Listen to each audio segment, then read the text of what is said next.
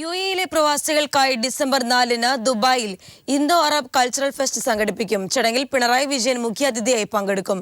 Dubai ബ്യൂറോയുടെ റിപ്പോർട്ടിലേക്ക്. December 4 വെള്ളിയാഴ്ച വൈകിട്ട് 5 മണി മുതൽ രാത്രി 9:30 വരെ ദുബായ് ഗൾഫ് മോഡൽ സ്കൂളിൽ വെച്ചാണ് ഇന്തോ അറബ് കൾച്ചറൽ ഫെസ്റ്റ് നടക്കുക. സീഷൽ ഇവന്റ്സ് ആണ് പരിപാടിയുടെ സംഘാടകർ.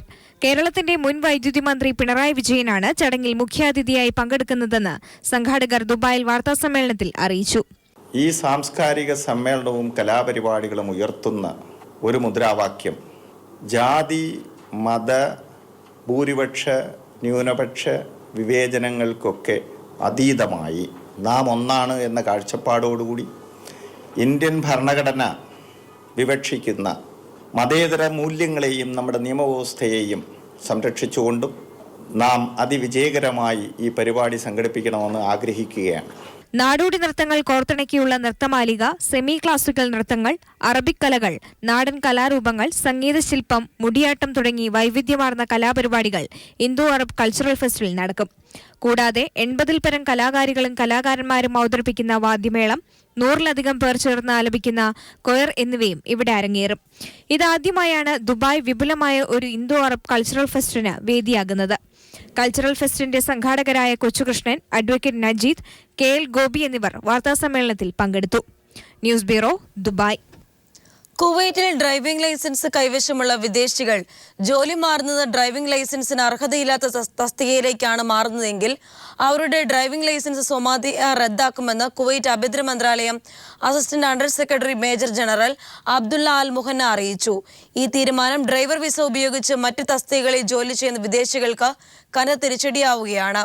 എന്നാൽ ഡ്രൈവിംഗ് അനിവാര്യമാണെന്ന് കണക്കാക്കുന്ന PRO തസ്തികകൾ, വീടുകളിലെ ഡ്രൈവർമാർ തുടങ്ങിയവർക്ക് ഈ മാനദണ്ഡം പ്രശ്നമല്ല. പക്ഷേ ജോലി മാറ്റം നേടിയ ശേഷവും ഈ ലൈസൻസ് ഉപയോഗിച്ച് വാഹനം ഓടിക്കുന്ന പിടിക്കപ്പെട്ടാൽ അവർക്കെതിരെ നാടുകടത്തൽ നിയമങ്ങൾ പോലുള്ള കർശന നടപടികൾ സ്വീകരിക്കുമെന്നും അദ്ദേഹം അറിയിച്ചു. 44ാമത് UAE ദേശീയ ദിനത്തിന്റെയും രക്തസാക്ഷി ദിനത്തിന്റെയും ഭാഗമായി രാജ്യത്ത് പ്രഖ്യാപിച്ച അവധി ദിനത്തിലും ദുബായ് എമിഗ്രേഷന്റെ സേവനം ലഭ്യമാക്കുമെന്ന് Dubai general directorate of residency and foreigners അറിയിച്ചു. ഡിസംബർ 1 മുതൽ 3 വരെ രാവിലെ 9 മുതൽ ഉച്ചയ്ക്ക് 1 വരെ തല്ലവാർ ന്യൂസ് സെന്ററിലും അൽമനാറ ന്യൂസ് സെന്ററിലും സേവനം ലഭിക്കും.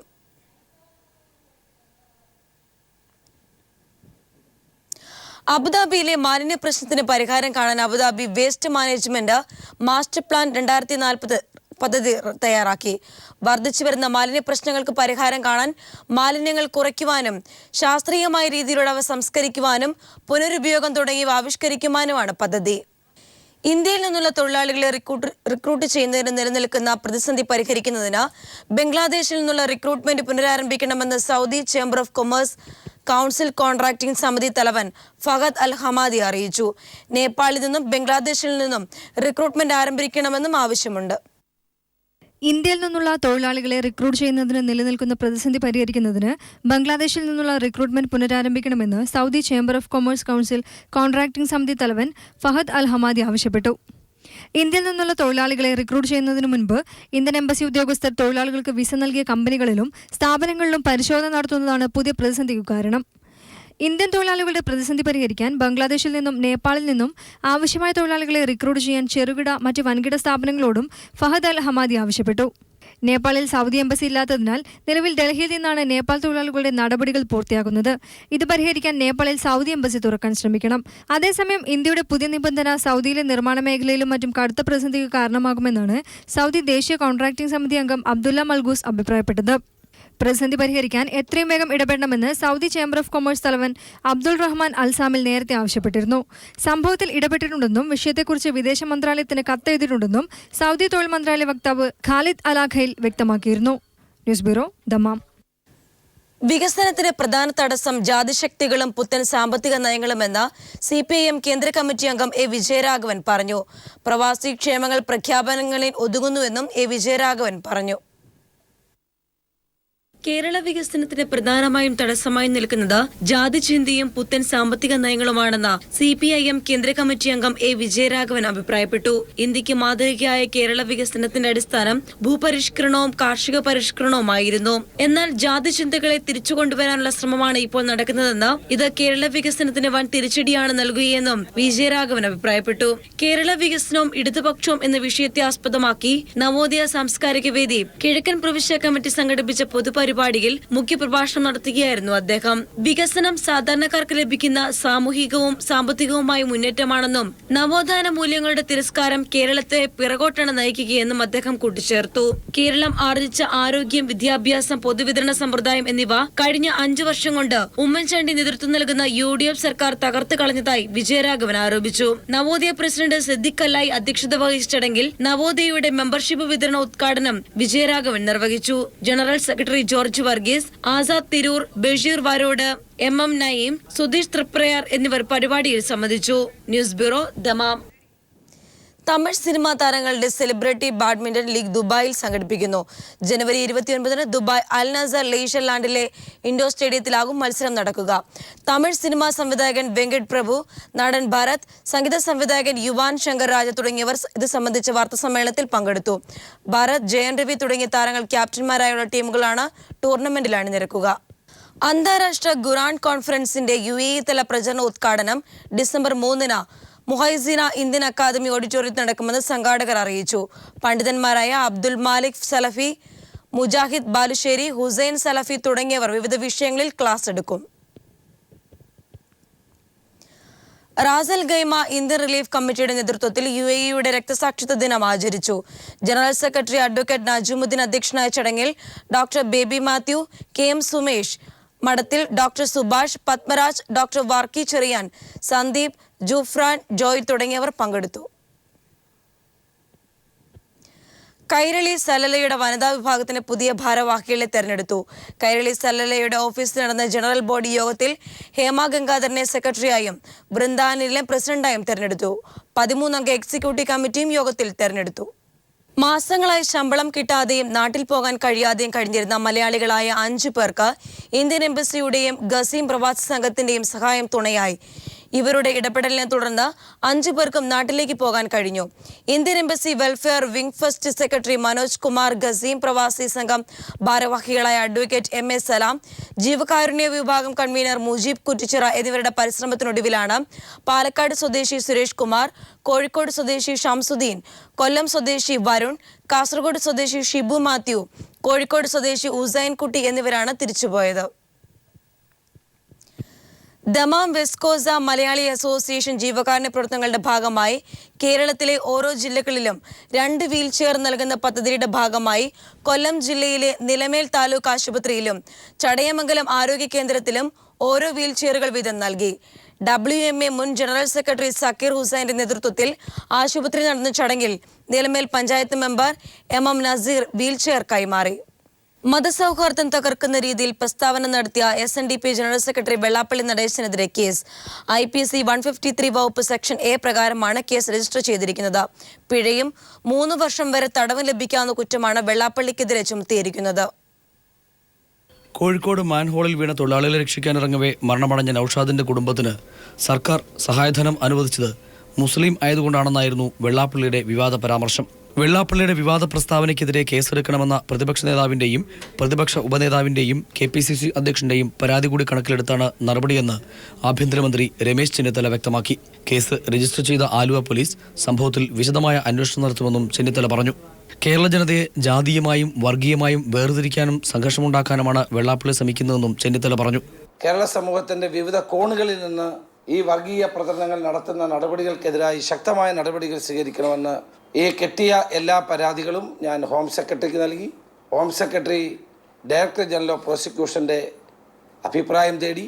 അഭിപ്രായത്തിൻ്റെ കൂടെ അടിസ്ഥാനത്തിൽ IPC 153A അനുസരിച്ച് ശ്രീ വെള്ളാപ്പള്ളി നടേശൻ്റെ പേരിൽ ആലുവ പോലീസ് കേസ് രജിസ്റ്റർ ചെയ്യാൻ തീരുമാനിച്ചിരിക്കുകയാണ്. അതേസമയം വെള്ളാപ്പള്ളിയെ അറസ്റ്റ് ചെയ്യാനോ യാത്ര തടയാനോ സർക്കാർ ഉദ്ദേശിക്കുന്നില്ലെന്നും ആഭ്യന്തരമന്ത്രി വ്യക്തമാക്കി. 153 വകുപ്പ് സെക്ഷൻ A പ്രകാരം കേസ് രജിസ്റ്റർ ചെയ്താൽ ആളെ അറസ്റ്റ് ചെയ്യണമെന്നാണ് നിയമം. വെള്ളാപ്പള്ളിയുടെ മൈക്രോ ഫിനാൻസ് തട്ടിപ്പിനെ കുറിച്ച് ക്രൈംബ്രാഞ്ച് അന്വേഷണം നടക്കുകയാണെന്നും മന്ത്രി അറിയിച്ചു. News bureau, Thiruvananthapuram. കേസിനെ രാഷ്ട്രീയമായും നിയമപരമായും നേരിടുമെന്ന് വെള്ളാപ്പള്ളി നടേശൻ കോട്ടയത്ത് പറഞ്ഞു. ഒരു പൊളിറ്റിക്കൽ തീരുമാനത്തിന്റെ അടിസ്ഥാനത്തിൽ രമേശ് ചെന്നിത്തല അത് ടിവിയിൽ പറഞ്ഞു എന്ന് മാത്രമേ ഉള്ളൂ. അത് അദ്ദേഹത്തിന്റെ കർമ്മം നിർവഹിച്ചു. പക്ഷെ ഒരു കാര്യം നിങ്ങൾ മനസ്സിലാക്കണം, ഞാൻ ഒരു മതസൗഹാർദ്ദവും തകർക്കാൻ പറഞ്ഞില്ല. ചില കർമ്മങ്ങൾ ചെയ്യുമ്പോൾ അത് വിട്ടുപോയെങ്കിൽ അത് പരിഹരിക്കുവാൻ, അതായത് ഒരു മാൻഹോളിൽ ഇറങ്ങിയ നവാസിനെ അദ്ദേഹത്തോട് വളരെ സ്നേഹവും ബഹുമാനവും അതോടൊപ്പം തന്നെ വലിയൊരു കർമ്മവും ചെയ്തതിനോട് അതിന് അദ്ദേഹത്തിന് കൊടുത്ത സമ്പത്തിനോടുള്ള ഒരു വിരോധമായി ജോലി കൊടുത്തതിന്, പക്ഷെ സമാന ചിന്തയുള്ള അല്ലെങ്കിൽ ഇതുമായിട്ട് ബന്ധപ്പെട്ട വേറെ പല കർമ്മങ്ങൾ ഈ രാജ്യത്ത് നടന്നിട്ട് പോലും ആ സർക്കാർ അതിന് വേണ്ടത്ര പരിഗണന മറ്റു ചിലതിനും കാണിക്കാതെ വന്നപ്പോൾ സർക്കാരിൻ്റെ ശ്രദ്ധയിൽപ്പെടുത്തുകയാണ് ഞാൻ ചെയ്തത്. ഈ രാജ്യത്ത് സാമൂഹ്യ നീതി നടപ്പാക്കണം. ആ സാമൂഹ്യ നീതി നടപ്പാക്കാൻ സർക്കാരിൻ്റെ ശ്രദ്ധ മറ്റു കാര്യങ്ങളിൽ മറ്റുള്ളവരുടെ മരണങ്ങൾ ഉണ്ടാകുമ്പോഴെല്ലാം ഉണ്ടായി അവരെ സഹായിക്കുവാനുള്ള സന്മനസ് ഉണ്ടാകണമെന്നുള്ള ഒരു ശ്രദ്ധ ക്ഷണിക്കൽ മാത്രമാണ്. വെള്ളാപ്പള്ളിയെ പോലെ സംസ്കാരശൂന്യനായ ഒരു വ്യക്തിയുടെ പ്രസ്താവനയെ അർഹിക്കുന്ന അവജ്ഞയോടെ തള്ളിക്കളയണമെന്ന് നടനും സംവിധായകനുമായ ജോയി മാത്യു പറഞ്ഞു. രണ്ടുപേരുടെ ജീവൻ രക്ഷിക്കാൻ ശ്രമിക്കുന്നതിനിടയിൽ ദാരുണമായ മരണമടഞ്ഞ നൌഷാദിന് ധീരതയ്ക്കുള്ള പുരസ്കാരം നൽകണമെന്ന കൈരളി ടിവിയുടെ ക്യാമ്പയിന് പിന്തുണ പ്രഖ്യാപിച്ചുകൊണ്ട് സംസാരിക്കുകയായിരുന്നു അദ്ദേഹം. മുംബൈയിൽ മാതൃഭൂമി സംഘടിപ്പിച്ച കേരള ഫെസ്റ്റിൽ പങ്കെടുക്കാൻ എത്തിയതായിരുന്നു ജോയി മാത്യു. 2 അന്യസംസ്ഥാന തൊഴിലാളികളുടെ ജീവൻ രക്ഷിക്കാൻ ശ്രമിക്കുന്നതിനിടയിൽ കോഴിക്കോട്ടെ ഓട്ടോ ഡ്രൈവർ നൌഷാദ് ദാരുണമായി മരണമടഞ്ഞ വാർത്ത ദുഃഖത്തോടെയാണ് കേട്ടതെന്ന് ജോയ് മാത്യു പറഞ്ഞു. ഞാൻ കുറച്ച് ദിവസം ഇല്ലായിരുന്നു. വാർത്താമാധ്യമങ്ങളൊന്നും ഇല്ലാത്ത ലഡാക്ക് പോലത്തെ ഒരു സ്ഥലത്തായിരുന്നു. അപ്പോൾ എനിക്കൊന്നും അറിയാൻ പറ്റിയില്ല. പക്ഷേ ഞങ്ങൾ ഡൽഹിയിൽ വന്ന് ഇറങ്ങിയപ്പോൾ എനിക്ക് ഫേസ്ബുക്കിൽ നിന്ന് കുറേ പോസ്റ്റുകൾ കിട്ടി. സംവിധായകൻ രഞ്ജിത്ത് എഴുതിയ ഹൃദയസ്പർശിയായ ലേഖനത്തിലൂടെയായിരുന്നു കൂടുതൽ ഗഹനമായി അറിയാൻ കഴിഞ്ഞതെന്നും അദ്ദേഹം സൂചിപ്പിച്ചു. അതിലെൻ്റെ സുഹൃത്ത് രഞ്ജിത്ത് എഴുതിയൊരു കുറിപ്പുണ്ട്. ഭയങ്കര ടച്ചിങ് ആയിട്ടുള്ളൊരു കുറിപ്പ്. അത് വളരെ ഹൃദയസ്പർശിയായി മനുഷ്യ മനസ്സിനെ തൊട്ടുണർത്തുന്ന ഒരു എഴുത്ത്. അപ്പോഴാണ് ഞാൻ ഈ വിവരങ്ങൾ അന്വേഷിക്കുന്നത്. നൌഷാദിന് ധീരതയ്ക്കുള്ള പുരസ്കാരം നൽകണമെന്ന കൈരളി ടിവിയുടെ ക്യാമ്പയിന് തന്റെ എല്ലാവിധ പിന്തുണയും ഉണ്ടാകുമെന്നും ജോയി മാത്യു വ്യക്തമാക്കി. തീർച്ചയായും കൈരളി നടത്തുന്ന ഈ യജ്ഞത്തിന് എൻ്റെ എല്ലാവിധ സഹകരണമുണ്ട്. മാത്രമല്ല നമ്മൾ ചാനലുകളൊക്കെ തന്നെ യാതൊരു കാര്യവുമില്ലാത്ത പ്രയോജനമില്ലാത്ത 100 കൂട്ടം കാര്യങ്ങൾ ചെയ്യുന്നതിനിടയ്ക്ക് ഇതൊരു മഹത്തായ കാര്യമായിട്ട് എനിക്ക് തോന്നുന്നത്. അത് നിങ്ങൾ മുൻകൈ എടുക്കണം. എൻ്റെ എല്ലാവിധ അഭിനന്ദനങ്ങളും പിന്തുണയും ഇതിനുണ്ടായിരിക്കും. നൌഷാദിനെ കുറിച്ചുള്ള വെള്ളാപ്പള്ളി നടത്തിയ പരാമർശം അർഹിക്കുന്ന അവജ്ഞയോടെ തള്ളിക്കളയണമെന്നും ഒരു പത്രപ്രവർത്തകൻ കൂടിയായിരുന്ന ജോയ് മാത്യു പറഞ്ഞു. ഞാൻ ഈ വെള്ളാപ്പള്ളിക്കൊന്നും യാതൊരു വിലയും കൊടുക്കാത്ത ആളാണ്. എനിക്കെന്ത് വെള്ളാപ്പള്ളി, അങ്ങനെ പലതും പറയും. ഇത് കുത്തിപ്പൊക്കി നമ്മളൊരു വാർത്തയാക്കിയിട്ട് ഒരു കാര്യമില്ല. ഈ സമുദായ നേതാവ് എന്നൊക്കെ പറഞ്ഞാൽ ഏത് സമുദായം ആ സമുദായത്തിൻ്റെ നേതാവാണെന്ന് സ്വയം പറയുക, എന്നിട്ട് എന്തെങ്കിലുമൊക്കെ പറയുക. ഒരു പ്രശ്നമില്ലാത്ത സംസ്ഥാന കേരളം. ഇങ്ങനെ കുറേ ആൾക്കാർ ഉണ്ടാക്കുന്ന പ്രശ്നങ്ങളേ ഉള്ളൂ. അതുകൊണ്ട് I don't care what he saying. എനിക്ക് അറിയുന്നില്ല ഇയാൾ പറയുന്നത് ഞാൻ കേൾക്കില്ല. കാരണം അങ്ങനെ പുസ്തകം വായിക്കുന്ന ആളോ അല്ലെങ്കിൽ ജ്ഞാനമുള്ള ആളോ എന്നല്ലല്ലോ. ഇങ്ങനത്തെ ആൾക്കാരാണ് ആദ്യം എന്താ പറയുക, നിങ്ങളൊക്കെയാണ് നിരുത്സാഹപ്പെടുത്തേണ്ടത്. ഇവരുടെ ഒന്നും വാർത്ത കൊടുക്കരുത്. അങ്ങനെ ഒരു ധീരത കാണിക്കണം. Premlal, news bureau, Mumbai. ജീവത്യാഗത്തിലൂടെ നൌഷാദ് കാണിച്ചത് ഉദാത്തമായ മാതൃകയാണെന്ന് പിണറായി വിജയൻ പറഞ്ഞു. വെള്ളാപ്പള്ളിയുടെ പ്രസ്താവന അപഹാസ്യമാണെന്നും പ്രസ്താവന വർഗീയതയുടെ പ്രകടമായ രൂപമാണെന്നും പിണറായി പ്രതികരിച്ചു. നൌഷാദിന്റെ വീട് സന്ദർശിച്ച ശേഷം മാധ്യമങ്ങളോട് സംസാരിക്കുകയായിരുന്നു അദ്ദേഹം. അങ്ങേയറ്റം ഉദാത്തമായ മാതൃകയാണ് ജീവത്യാഗത്തിലൂടെ നൌഷാദ് കാണിച്ചു തന്നത്. നൌഷാദിന്റെ ജീവത്യാഗത്തിന് മുൻപിൽ ശിരസ് കുനിക്കുന്നുവെന്നും പിണറായി വിജയൻ പറഞ്ഞു. കോഴിക്കോട് മാളിക്കടവിലുള്ള നൌഷാദിന്റെ വീട് സന്ദർശിച്ച ശേഷം മാധ്യമപ്രവർത്തകരോട് സംസാരിക്കുകയായിരുന്നു അദ്ദേഹം. നൌഷാദിനെതിരെയുള്ള വെള്ളാപ്പള്ളി നടേശന്റെ അപഹാസ്യകരമായ പ്രസ്താവന മതനിരപേക്ഷ കേരളം പൂർണ്ണ അവജ്ഞയോടെ തള്ളിക്കളയുമെന്നും പിണറായി വിജയൻ പറഞ്ഞു.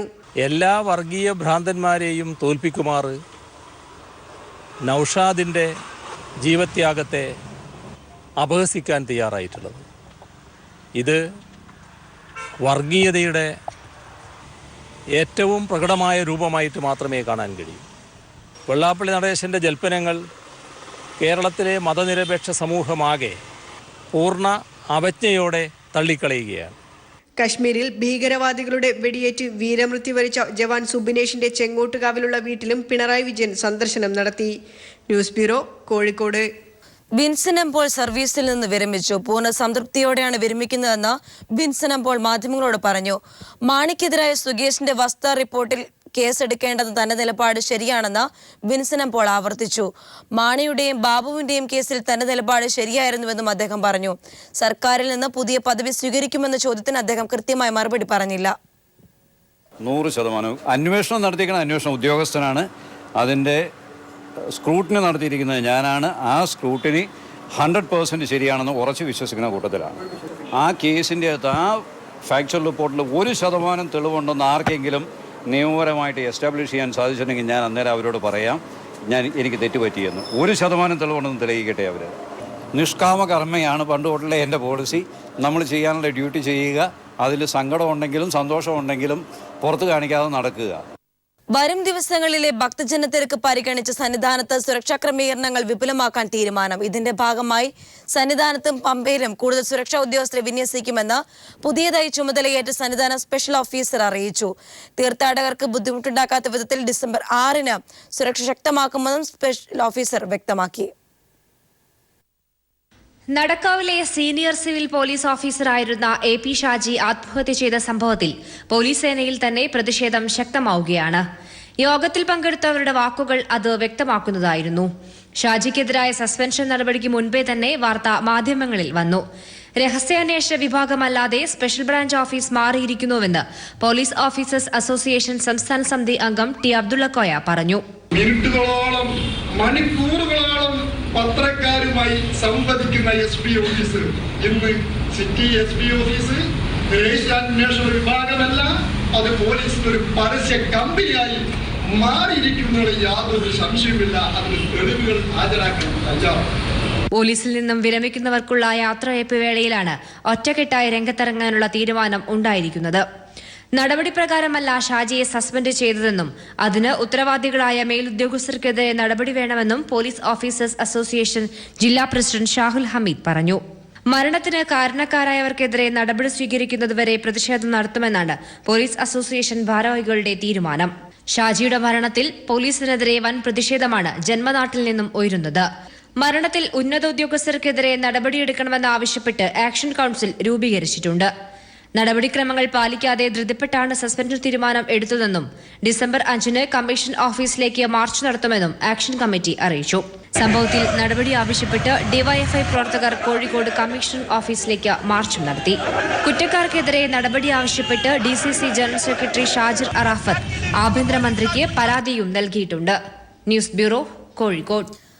മുഖ്യമന്ത്രിക്കെതിരെ VS നേരിട്ട് കോടതിയിലേക്ക്. ഉമ്മൻചാണ്ടി 1-ാം പ്രതിയാക്കിയ VS തിരുവനന്തപുരം വിജിലൻസ് കോടതിയിൽ ഹർജി നൽകി. ഹർജി കോടതി ഫയലിൽ സ്വീകരിച്ചു.